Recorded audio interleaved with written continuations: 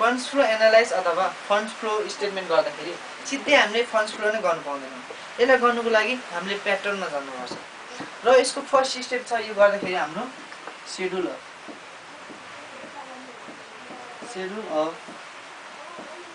Change in working capital र schedule of change in working capital. सबसे अगाडि यो बुझौँ schedule of change in working capital. यो वर्किङ क्यापिटल भने चाहिँ र हामी रेसियो एनालाइज च्याप्टरमा जाऊँ। रेसियो एनालाइजमा हाम्रो डब्लुसी वर्किङ क्यापिटलको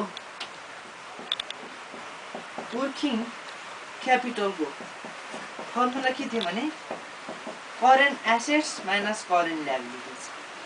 हो। Current assets minus current liabilities र हामीले चाहिँ यसमा करेन्ट एसेट्स र करेन्ट ल्याबिलिटिज अलिक उता पर जान अलिक करेन्ट एसेट्स र करेन्ट ल्याबिलिटिज। अब सबसे अगाडि करेन्ट एसेट भनेको के हो बुझ्नु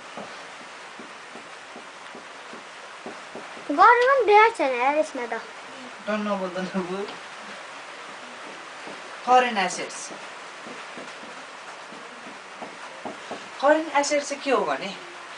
जुनै पनि हाम्रो फिक्स एसेट्स अथवा हाम्रो एसेट्स अथवा हाम्रो सम्पत्ति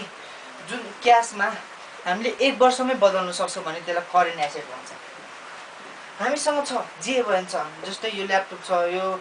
क्यालकुलेटर बुकहरू जे पनि छ हाम्रो एसेट हो। तिनीहरू सम्पत्ति हो नि त मेसिनरीहरू हो। त्यो मेसिनरीहरूलाई हामीले 1 वर्षमा बेच्न सक्छौँ नि त। जस्तै डेप्टर्स भनेको चाहिँ जुनै पनि हामीले मान्छेहरूलाई सामान बेच्यौँ होइन अनि सामान बेचेपछि तिनीहरूले चाहिँ पैसा पछि दिन्छ उधारोमा भनेछ।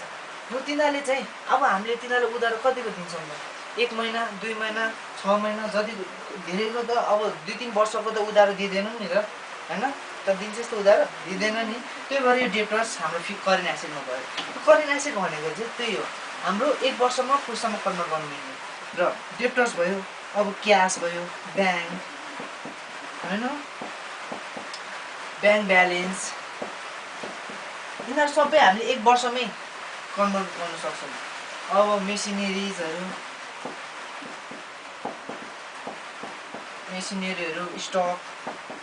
स्टक भनेको चाहिँ अब हाम्रो कुनै पनि बिजनेस सुरु गऱ्यौँ र म्यानुफ्याक्चर कम्पनी गऱ्यौँ र त्यसमा गर्दाखेरि हाम्रो इनसोर्स पनि हुन्छ हाम्रो भित्र आउँछ पनि एसेटहरू र त्यो हाम्रो बिजनेस बन्द गर्दाखेरि चाहिँ हामीसँग बाँकी भएको सामानलाई चाहिँ स्टक भन्छ अथवा इन्भेन्ट्री। र अब यतापट्टि जाऊँ करेन्ट ल्याबिलिटिज।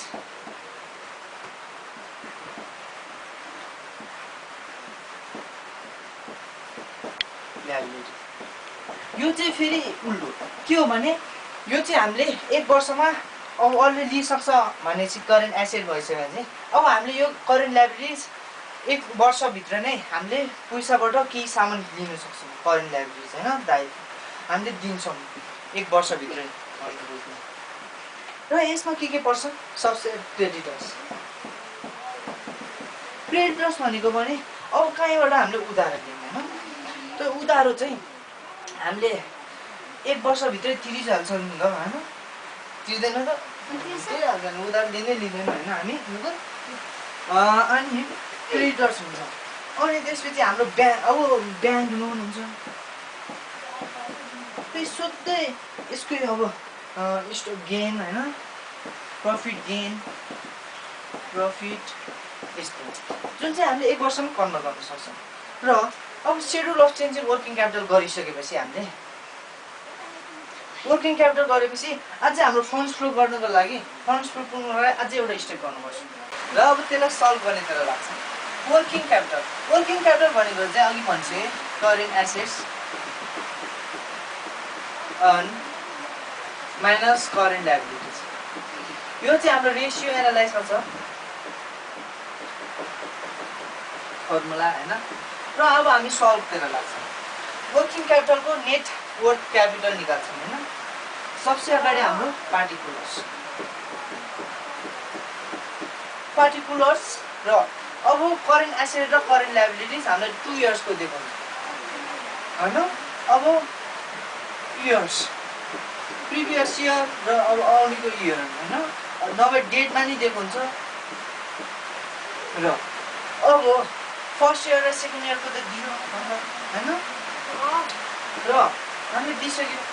अब हामीले के चाहिँ फाइन गर्नुपर्ने हो त यो फर्मेटबाट भनेपछि वर्किङ क्यापिटल अब पैसा चेन्ज कति हुन्छ net change in working capital increase हुन्छ कि डिक्रिज हुन्छ होइन अब हामीले फन्ड्सहरू कि सेयरहरू फ्लो गऱ्यो भने नभए हामीले कि नाफै हुन्छ नभए फाइदा घाटा हुन्छ होइन र अघि नै भनिसक्यो हामीले करेन्ट एसेट्स माइनस लायबिलिटिज र हामीले सबसे करेन्ट एसेटको टोटल लेख्छौँ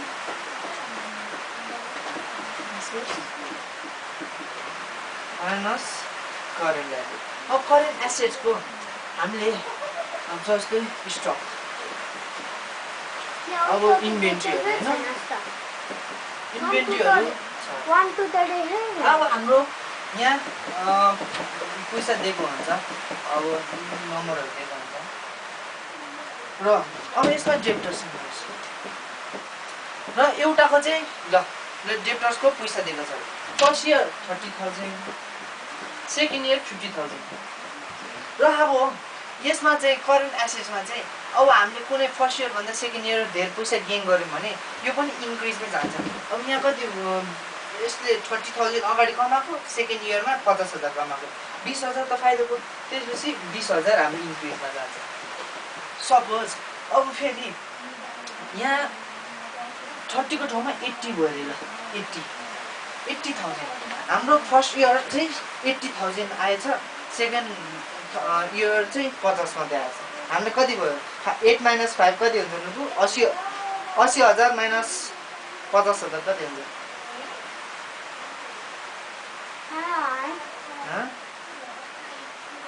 8 भनेपछि हेरे म अमलाले देखाउँछु यति तसँग 8,000 छ अरे बुझिन एउटाको तीनटा एउटा चाहिँ 5 वटा उताको चाहिँ सबै उठा 8 वटा होइन तसँग चाहिँ एउटा अमलाको हिसाब 1,000 होइन तीनटा 8,000 अनि तसँग 3,000 चाहिँ खर्च गरिसक्यो त्यहाँ तीनटा अमला चाहिँ खर्च गरिसक्यो कि अब कति बाँकी भयो 5,000 र 5,000 को बिचमा कति हजार चाहिँ तैँले खर्च गरिस् 3,000 होइन र अब यहाँ चाहिँ हामीले 30,000 को कुरा गर्छौँ र हामीलाई घाटा भयो 8,000 भन्दा र 30,000 तिम्रो यता आयो डिक्रिजमा त्यस्तै अब टोटल करेन्ट एसेट लिन्छौँ होइन हामीले अब यसको पनि सर्टेन एमाउन्ट लिन्छौँ ल यसको 1 लाख यसको 2 लाख र अब हामी करेन्ट लायबिलिटिजमा जान्छौँ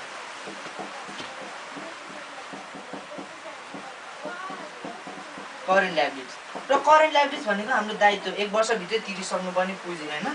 र यसमा के पर्छ क्रेडिटर्स किन आएको छ क्रेडिटर्स र यसमा ब्याङ्क ओभरड्राफ्ट भनेको चाहिँ के हो थाहा छ नुकु ब्याङ्कको धेरै खर्च अरू धेरै खर्च गरेको भए चाहिँ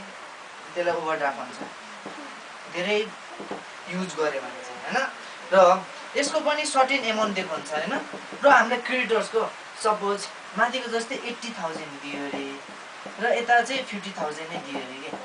फर्स्ट इयर हामीले फाइदा सेकेन्ड इयर घाटा भयो अरे कि अब यहाँ चाहिँ के हुन्छ भने उल्टो हुन्छ कि पैसाको रिलेसन करेन्ट लायबिलिटी अब दायित्वमा चाहिँ उल्टो हुन्छ कि अब यता फर्स्ट इयर भन्दा सेकेन्ड इयर घट्यो भने हामीलाई घट्छ यहाँ 30,000 हुन्छ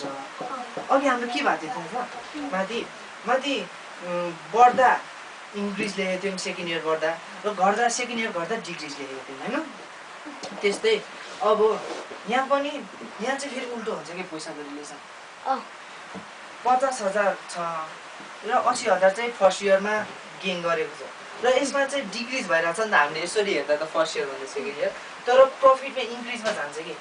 र फेरि अब यता चाहिँ 80 यता चाहिँ 30,000 भयो भने फेरि अब यहाँ चाहिँ इन्क्रिज भएर देख्छौँ हामीले फर्स्ट इयर भन्दा सेकेन्ड इयर तर डिक्रिज भएर हुन्छ कि 20,000 त्यही हो र अब हामीले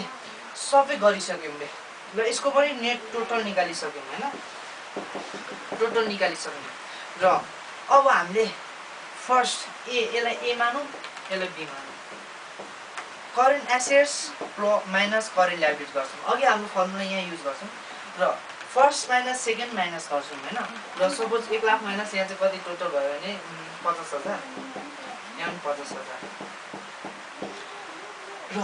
अब कति आयो 50,000 नै आयो 50,000 अब यहाँ 2 लाख माइनस 50,000 गरेर भने 1,50,000 आयो नि त र सधैँ दुईटैमा इक्वल आउने भन्ने हुँदैन अब सेकेन्ड इयर हामीले धेरै कमायो भने इन्क्रिज इन वर्किङ क्यापिटल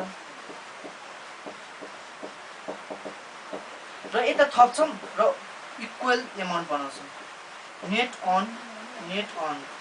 यहाँ टोटल लेख्नुभन्दा अन बाई वर्किङ क्यापिटल लेखेर हाम्रो र अब हामीलाई इन्क्रिज हामीले यहाँ यता थोरायो भने यता थप्यो भने इन्क्रिज इन वर्किङ क्यापिटल यता थप्यो पर्यो भने डिक्रिज इन वर्किङ क्यापिटल हुन्छ है डिक्रिज इन वर्किङ क्यापिटल अब फर्स्ट इयर भन्दा सेकेन्ड इयर चाहिँ थोरा आयो भने डिक्रिज इन वर्किङ क्यापिटल र फर्स्ट इयर भन्दा सेकेन्ड इयर धेरै आयो भने इन्क्रिज इन वर्किङ क्यापिटल यो चाहिँ हामीले adjustment of profit and loss यो चाहिँ हामीले प्रफिट एन्ड लस एकाउन्टको तरिकाले हिसाब गर्छौँ र यसको फर्मेट हुन्छ debit particulars amount particulars amount credit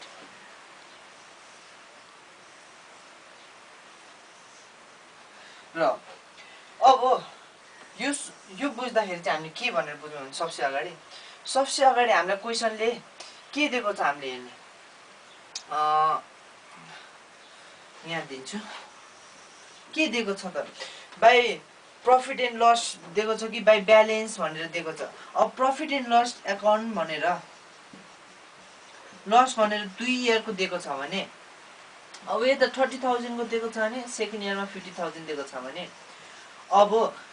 first year चाहिँ हामीले बाई ब्यालेन्स बिडी भनेर 30,000 राख्छौँ र सेकेन्ड इयरको चाहिँ लास्टमा लेख्छौँ है टु ब्यालेन्स सिडी 50,000 र क्वेसनले हामीलाई यसरी दियो भने यसरी सेकेन्ड इयर फर्स्ट इयर यता राख्ने सेकेन्ड इयर राख्ने र फेरि लास्ट क्वेसनले 1 इयरको मात्रै दियो अरे के ल प्रफिट एन्ड लस भनेर अथवा ब्यालेन्स भनेर 1 वर्षको मात्रै दियो भने हामीले सिधै टु ब्यालेन्स हामीले यता मात्रै राख्छौँ यता राख्दैनौँ दुईटै दियो भने चाहिँ हामीले फर्स्ट इयर बाई ब्यालेन्स भनेर यता राख्ने र एउटा मात्रै दियो भने यता मात्रै राख्ने र अरू हाम्रो के पर्छ भने हेर्नु र यसमा सबसे अगाडि टु डिप्रिसिएसन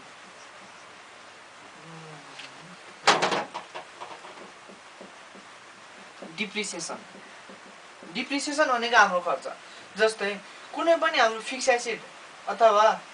देखिने एसिड हुन्छ नि जस्तै मेसिनरी अब मेसिनरी हामीले 2 वर्ष अगाडि किन्यौँ रे अब 2 वर्ष अगाडि किनेर हामीले युज गर्छौँ नि त अब त्यो युज गरेपछि नि त्यो 2 वर्ष अगाडिको जति भाउ हुन्छ त हुँदैन त्यही भएर हाम्रो यो मेसिनरी यताबाट जान्छ यसको र अर्को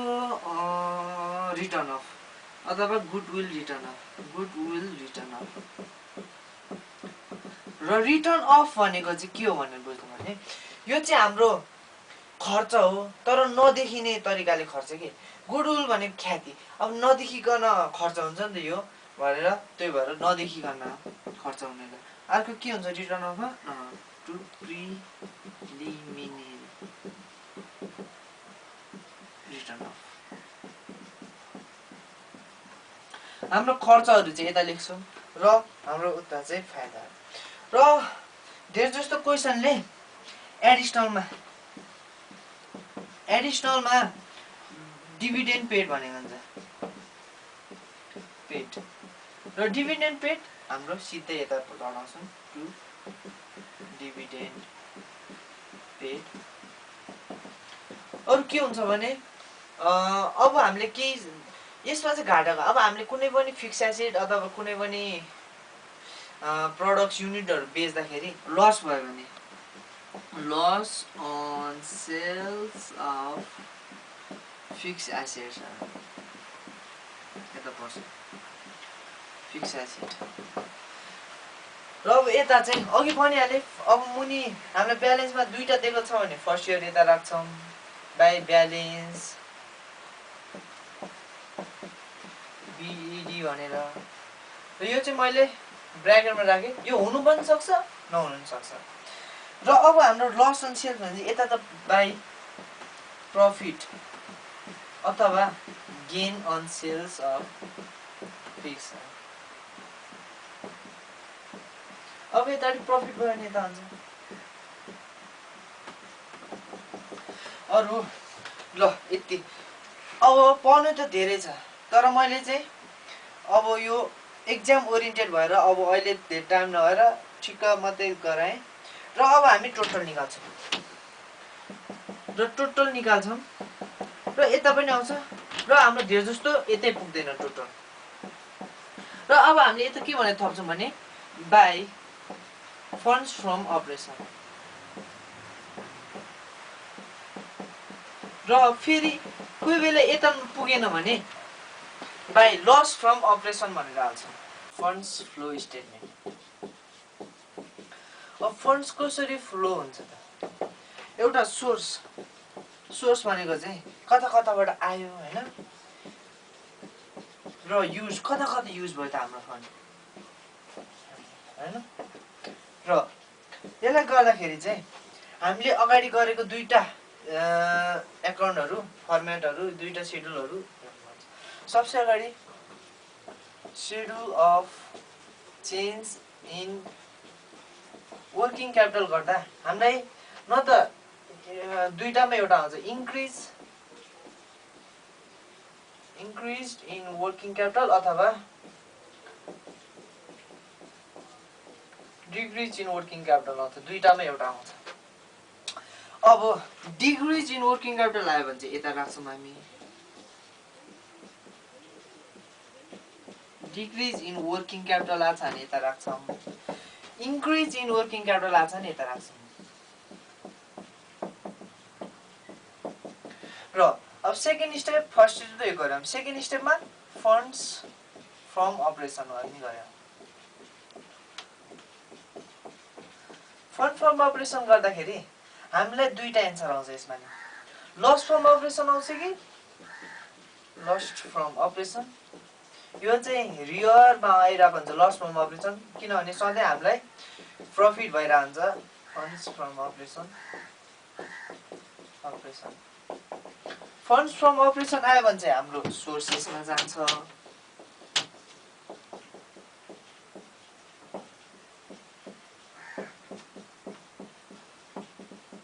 र लस फ्रम अपरेसन आयो भने चाहिँ यता जान्छ है तर यो चाहिँ रियरमा भएर हुन्छ र अब बुझ्नुपर्ने कुरा सोर्स भनेको चाहिँ जुन चाहिँ हामीले आउँछ हाम्रोतिर आउँछ होइन अब हामीले कुनै पनि सामान बेच्यौँ रे अब हाम्रो फिक्स एसेट त गयो अब गयो तर फन्ड्स त आयो नि होइन सेल्स अफ एसेट्स अनि अब हामीले सामान आयो र यसमा के भनेर भन्छ भने हामीलाई रिक्वायरमा डिभेन्चर्स भनेको चाहिँ लोनै भनौँ यसलाई लोन जस्तै हो यो पनि 2 इयर्सको दिएको छ अरे फर्स्ट इयर 30,000 र सेकेन्ड इयर 50,000 दिइरहेको छ अरे अब यो चाहिँ इन्क्रिज आयो नि त भन्नाले इन्क्रिज भयो भने चाहिँ हामीलाई धेर भयो नि त होइन लोन आएको हामीले धेर भयो भनेपछि इस्युड अफ डिभेन्चर्स इन्क्रिज लेख्दा नि हुन्छ तर इस्युड लेखेको झन् हाम्रो र सपोज अब हाम्रो लोन त खर्च हुन सक्छ कोही बेला यहाँ 20,000 भयो अरे यसको बेला चाहिँ के राख्ने भने रिडेम्सन भनेको चाहिँ लस जस्तै हो अफ डिभेन्चर्स भनेर लेख्ने यो चाहिँ लस भएको बेला, यता चाहिँ प्रफिट भएको बेला। अब अरू के पर्छ भने लोन पनि भन्ने, इस्युड अफ लोन हैन। अब अघि भने जस्तै अब लोनमा पनि पछाडिपट्टि हामीलाई लास्ट सेकेन्ड इयरमा फाइदा भयो भने हामीलाई यतापट्टि प्रफिट,